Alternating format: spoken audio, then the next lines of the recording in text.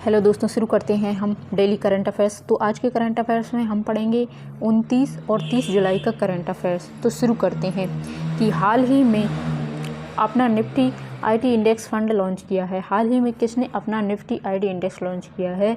तो इसका सही आंसर हो जाएगा option C, ICICI Prudential mutual fund ने।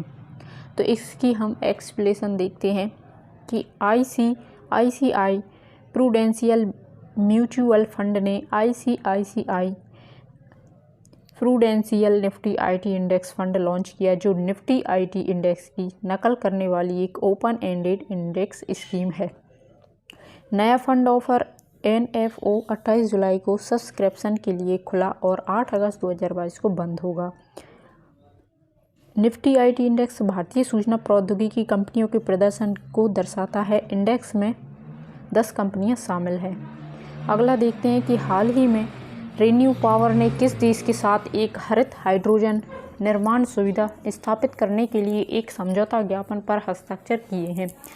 तो ये किसने किए हैं? फ्रांस, अल्बानिया, मिस्र या जर्मनी? तो इसका आंसर हो जाएगा ऑप्शन सी, मिस्र। तो एक्सप्लेनेशन देखते हैं कि रेन्यू पावर ने मिस्र में सुएज नहर आर्थिक क्षेत्र में हरित हाइड्रोजन निर्माण सुविधा स्थापित करने के लिए मिस्र सरकार के साथ एक समझौता ज्ञापन हस्ताक्षर किए हैं। समझौता ज्ञापन के अनुसार रेन्यू पावर सालाना 20,000 टन हरित हाइड्रोजन का उत्पादन करने की क्षमता वाला एक संयंत्र स्थापित करेगी। इस सुविधा में कुल $8 अरब तक का निवेश होगा। रेन्यू पावर गुड़गांव, हरियाणा में स्थित एक नवीकरणीय ऊर्जा कंपनी है। अगला देखते हैं, हाल ही में किस फार्मूला 1 रेसर ने फार्मूला 1 से संन्यास की घोषणा की है? इसका आंसर हो जाएगा ऑप्शन ए, सेबेस्टियन वेटेल ने। 4 बार के विश्व चैंपियन सेबेस्टियन वेटेल ने 2022 सीजन के अंत में फार्मूला 1 से संन्यास की घोषणा की है। सेबेस्टियन वेटेल वर्तमान में 53 जीत के साथ सर्वकालिक ग्रॉ प्री विजेता की सूची में तीसरे स्थान पर हैं। उन्होंने 2010 और 2013 के बीच रेड बुल के साथ अपनी सभी 4 चैंपियनशिप जीती। अगला देखते हैं कि हाल ही में कोका कोला ने लिम्का स्पोर्ट्स प्रमोशन के लिए किसके साथ अनुबंध किया है? तो इसका आंसर हो जाएगा ऑप्शन बी, नीरज चोपड़ा के साथ। कोका कोला ने लिम्का स्पोर्ट प्रमोशन के लिए ओलंपिक स्वर्ण पदक विजेता नीरज चोपड़ा के साथ अनुबंध किया। हाल ही में नीरज चोपड़ा विश्व एथलेटिक्स चैंपियनशिप में 88.13 मीटर के अपने सर्वश्रेष्ठ थ्रो के साथ रजत पदक जीतने वाले पहले भारतीय बने। नीरज चोपड़ा को विश्व एथलेटिक्स चैंपियनशिप में लगी चोट के कारण इंग्लैंड में बर्मिंघम कॉमनवेल्थ गेम्स से बाहर हो गए 2022 से। अगला देखते हैं कि हाल ही में अंडमान निकोबार कमान ने किसके साथ उड़ान योजना के अंतर्गत संपर्क बढ़ाने के लिए समझौते पर हस्ताक्षर किए हैं? तो इसका आंसर हो जाएगा भारतीय हवाई अड्डा प्राधिकरण। पोर्ट ब्लेयर में अंडमान निकोबार कमान और भारतीय हवाई अड्डा प्राधिकरण के बीच उड़ान योजना के अंतर्गत संपर्क बढ़ाने के लिए समझौते पर हस्ताक्षर किए गए। समझौता ज्ञापन के अनुसार विमान सेवा पोर्ट ब्लेयर को सीधे दिगलीपुर और कैंपबेल से जोड़ेगी। इससे दूर दराज के द्वीपों के बीच बुनियादी ढांचा विकास का रास्ता खुलेगा। उड़ान योजना के अंतर्गत इन द्वीपों के बीच कम लागत की 20 उड़ानों का संचालन किया जाना है। वर्तमान समय में दिगलीपुर और कैंपबेल तक सीमित क्षमता की हेलीकॉप्टर सेवा उपलब्ध है। अगला देखते हैं, हाल ही में आयोजित विश्व एथलेटिक्स चैंपियनशिप 2022 की पदक तालिका में भारत कौन से स्थान पर रहा है? तो 33वें स्थान पर रहा है। विश्व एथलेटिक्स चैंपियनशिप 2022 का आयोजन संयुक्त राज्य अमेरिका यूजेन और ओरेगोन में हुआ। यह चैंपियनशिप का 18वां संस्करण था। अमेरिका के खिलाड़ियों ने पदक तालिका में शीर्ष स्थान हासिल किया। अमेरिका ने सबसे ज़्यादा गोल्ड 13, सिल्वर 9 और ब्रॉन्ज 11 मेडल अपने नाम किए। इथियोपिया ने 10 मेडल जीतकर दूसरे स्थान पर रहा। वहीं भारत ने इस चैंपियनशिप में एकमात्र रजत पदक जीता। भारत पदक तालिका में 33वें स्थान पर रहा। अगला देखते हैं कि प्रतिवर्ष 29 जुलाई को विश्व भर में कौन सा दिवस मनाया जाता है? तो अंतर्राष्ट्रीय बाघ दिवस मनाया जाता है। अंतर्राष्ट्रीय बाघ दिवस हर साल 29 जुलाई को मनाया जाता है। इस दिवस को मनाने का मुख्य उद्देश्य वैश्विक स्तर पर बाघों के संरक्षण व उनकी लुप्तप्राय हो रही प्रजाति को बचाने के लिए जागरूकता फैलाना है। इसका लक्ष्य बाघों के प्राकृतिक आवासों की रक्षा के लिए एक वैश्विक प्रणाली को बढ़ावा देना और बाघ संरक्षण के मुद्दों के लिए जन जागरूकता और समर्थन बढ़ाना है। अंतर्राष्ट्रीय बाघ दिवस 2022 का विषय India launches project tiger to revive the tiger population. बाघों की आबादी को बढ़ाने के लिए भारत ने प्रोजेक्ट टाइगर लॉन्च किया है। वर्ल्ड टाइगर डे की शुरुआत साल 2010 से हुई थी। अगला देखते हैं कि हाल ही में केंद्रीय मंत्रिमंडल ने किस वर्ष के प्रतिस्पर्धा अधिनियम में संशोधन के लिए एक विधेयक को मंजूरी दी है, तो 2002 इसका सही आंसर हो जाएगा। 2002 के अधिनियम में संशोधन के लिए मंजूरी दी है। केंद्रीय मंत्रिमंडल ने 2 दशक पुराने प्रतिस्पर्धा अधिनियम 2002 में संशोधन के लिए एक विधेयक को मंजूरी दी। इसका उद्देश्य प्रतिस्पर्धा विनियमन पारिस्थितिकी तंत्र में सुधार करना है। प्रतिस्पर्धा संशोधन विधेयक भारतीय प्रतिस्पर्धा आयोग (CCI) के शासी ढांचे में बदलाव लाने और नए युग के बाजारों की ज़रूरतों को पूरा करने के लिए कानून में मूल प्रावधानों को संशोधित करने का प्रयास करता है।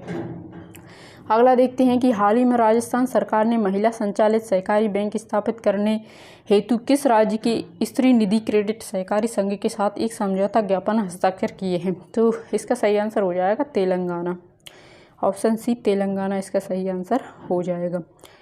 राजस्थान सरकार ने राजस्थान महिला निधि नामक केवल महिला संचालित सहकारी बैंक स्थापित करने हेतु तेलंगाना सरकार के स्त्री निधि क्रेडिट सहकारी संघ के साथ एक समझौता ज्ञापन हस्ताक्षर किए। राजस्थान ग्रामीण आजीविका विकास परिषद की महिलाओं को आसानी से ऋण मिल सकेगा। यह उनके उद्यमों को समर्थन देकर महिला सशक्तिकरण को बढ़ावा देगा। ग्रामीण विकास मंत्री रमेश चंद्र मीना की उपस्थिति में राजस्थान ग्रामीण आजीविका विकास परिषद राजीविका की मिशन निदेशक मंजू राजपाल और स्त्री निधि प्रबंध निदेशक जी विद्यासागर रेड्डी के बीच समझौता ज्ञापन पर हस्ताक्षर किए। तेलंगाना की स्त्री निधि की तर्ज पर राजस्थान महिला निधि की स्थापना की जाएगी। राजस्थान के राज्यपाल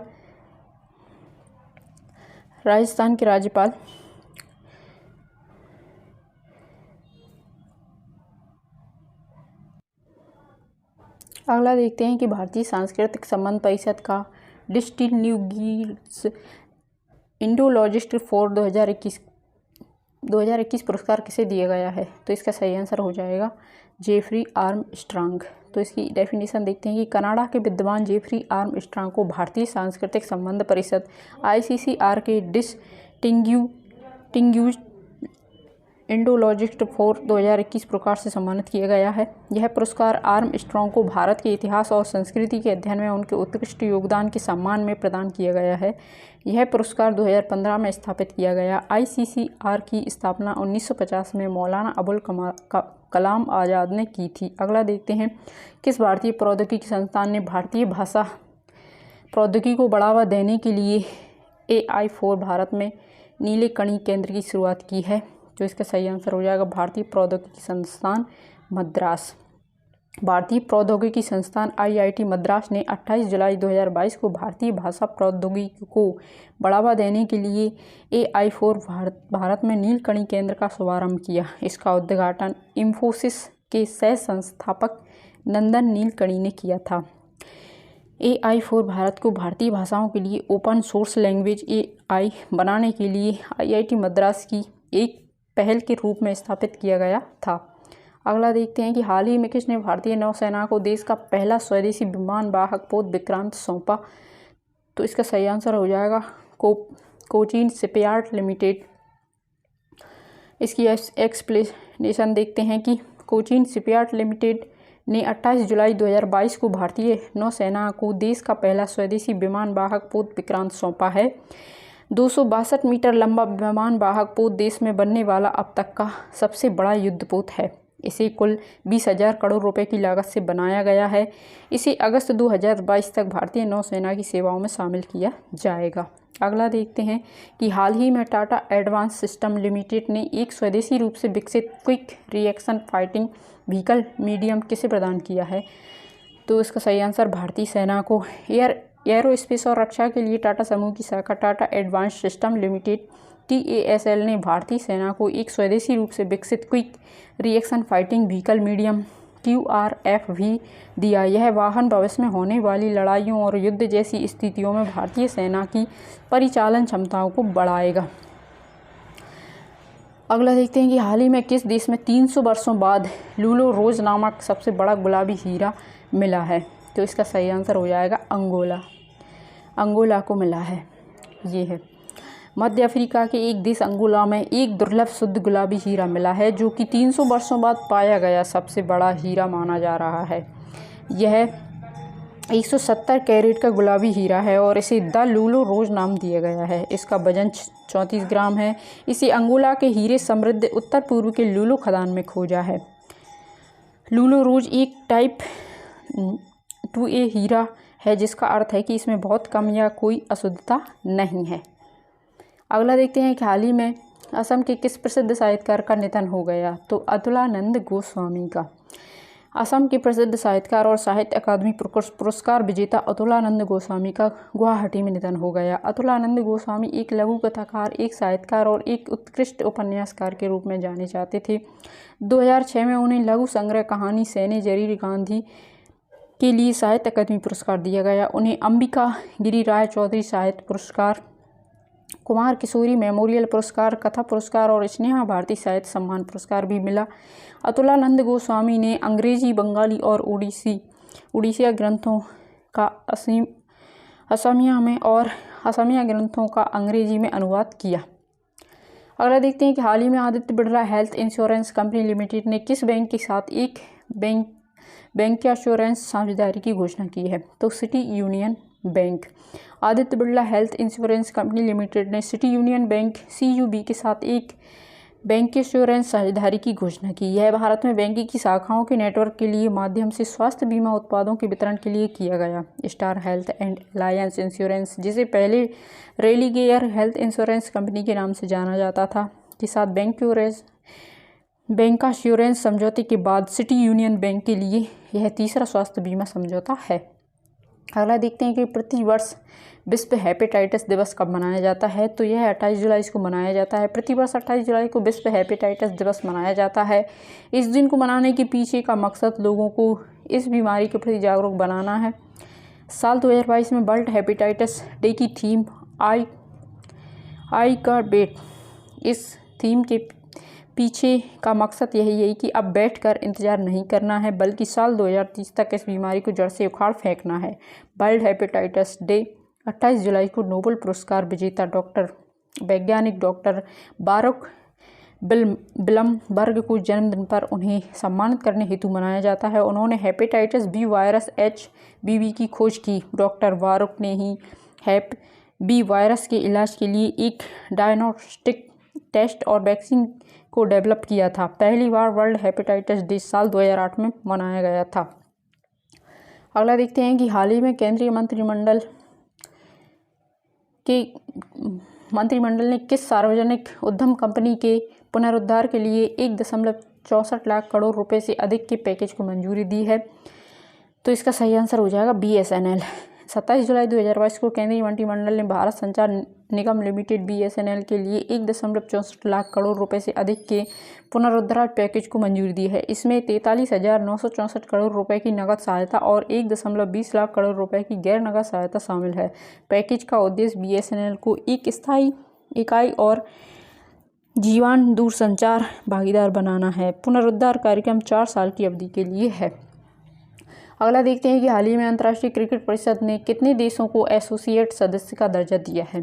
तो 3 देशों को। अंतर्राष्ट्रीय क्रिकेट परिषद ICI ने 3 देशों को एसोसिएट सदस्य का दर्जा दिया है। उज्बेकिस्तान, कंबोडिया और आइवरी कोस्ट ICC के नए सदस्य बने हैं। बर्मिंघम में IIC की वार्षिक बैठक के दौरान इस बात का निर्णय लिया गया। ICC के सदस्य देशों की कुल संख्या 108 हो गई है, जिसमें 96 एसोसिएट सदस्य हैं। उज्बेकिस्तान और कंबोडिया को मिलाकर अब ICC में एशियाई देशों की संख्या 25 हो गई है। वहीं आइवरी कोस्ट 21वां अफ्रीकी देश है जिसे ICC की मेंबरशिप मिली। ICC सदस्य के लिए यूक्रेन का आवेदन तब तक के लिए टाल दिया गया है जब तक कि देश के भीतर क्रिकेट गतिविधि सुरक्षित रूप से फिर से शुरू ना हो जाए, लेकिन ICC इन प्रक्रिया के माध्यम से यूक्रेन क्रिकेट महासंघ का समर्थन करना जारी रखेगा। अगला देखते हैं कि हाल ही में भारतीय मूल के किस प्रोफेसर ने वैश्विक ऊर्जा पुरस्कार जीता। तो कौशिक राजशेखर, भारतीय मूल के प्रोफेसर कौशिक राजशेखर ने वैश्विक ऊर्जा पुरस्कार जीता है। राजशेखर ह्यूस्टन विश्वविद्यालय में इंजीनियरिंग और प्रोफेसर हैं। उनको यह पुरस्कार बिजली उत्पादन उत्सर्जन को कम करते हुए परिवहन, विद्युतीकरण और ऊर्जा दक्षता प्रौद्योगिकियों में उत्कृष्ट योगदान के लिए दिया गया है। अगला देखते हैं कि हाल ही में किस देश ने 2024 के बाद अंतर्राष्ट्रीय अंतरिक्ष केंद्र को छोड़ने का फैसला किया है। तो रूस ने 2024 के बाद अंतर्राष्ट्रीय अंतरिक्ष केंद्र छोड़ने का फैसला किया है। रूस की अंतरिक्ष एजेंसी रोसकॉसमोस के नवनियुक्त अध्यक्ष यूरी बोरिसोव ने इस निर्णय की घोषणा की। यूक्रेन में रूस की सैन्य कार्रवाई और उसके खिलाफ लगाए गए कई दौर के अभूतपूर्व प्रतिबंधों से रूस और पश्चिमी देशों के बीच बढ़ते तनाव के बीच यह घोषणा की गई। रूस और अमेरिका पृथ्वी की कक्षा में 1998 में स्थापित अंतरिक्ष केंद्र के लिए मिलकर काम करते रहे हैं। रूस 2024 से पहले खुद का अंतरिक्ष केंद्र बनाना शुरू कर देगा। अंतर्राष्ट्रीय अंतरिक्ष केंद्र एक बहुराष्ट्रीय सहयोगी परियोजना है जिसमें 5 प्रतिभागी अंतरिक्ष एजेंसियां शामिल हैं। अगला देखते हैं राष्ट्रमंडल खेलों के उद्घाटन समारोह में निम्नलिखित में से भारतीय दल का ध्वजवाहक किसे बनाया गया। तो पीवी सिंधु को बनाया गया। बैडमिंटन खिलाड़ी पीवी सिंधु को राष्ट्रमंडल खेलों के उद्घाटन समारोह में भारतीय दल का ध्वजवाहक बनाया गया। ओलंपिक चैंपियन नीरज चोपड़ा को ध्वजवाहक बनाने की उम्मीद थी, लेकिन विश्व चैंपियनशिप में लगी ग्रोइन चोट के कारण उन्हें राष्ट्रमंडल खेलों से हटना पड़ा। पूर्व विश्व चैंपियन पीवी सिंधु बर्मिंघम महिला एकल स्वर्ण पदक जीतने की प्रबल दावेदारी में से एक हैं। उन्होंने गोल्ड कोस्ट और ग्लासगो के पिछले 2 चरण में क्रमशः रजत पदक और कांस्य पदक जीते थे। पीवी सिंधु ने गोल्ड कोस्ट में साल 2018 राष्ट्रमंडल खेलों में भी ध्वजवाहक थीं। इसमें पहली बार महिला क्रिकेट को भी शामिल किया गया। अगला देखते हैं कि हाल ही में केंद्रीय मंत्री ने अखिल भारतीय आयुर्वेद संस्थान में बाल रक्षा मोबाइल ऐप लॉन्च किया है। तो इसका आंसर होगा सर्बानंद सोनोवाल ने। केंद्रीय आयुष मंत्री सर्बानंद सोनोवाल ने अखिल भारतीय आयुर्वेद संस्थान में बाल रक्षा मोबाइल ऐप लॉन्च किया है। ऐप का उद्देश्य आयुर्वेदिक हस्तक्षेप के माध्यम से बाल रोग निवारक स्वास्थ्य देखभाल के बारे में माता पिता की जागरूकता को बढ़ाना है। सर्बानंद सोनोवाल ने अखिल भारतीय आयुर्वेद संस्थान में बच्चों के लिए टीकाकरण केंद्र का भी उद्घाटन किया। अखिल भारतीय आयुर्वेद संस्थान की स्थापना 2015 में की गई। अखिल भारतीय आयुर्वेदिक संस्थान के निदेशक डॉक्टर तनुजा नेसारी।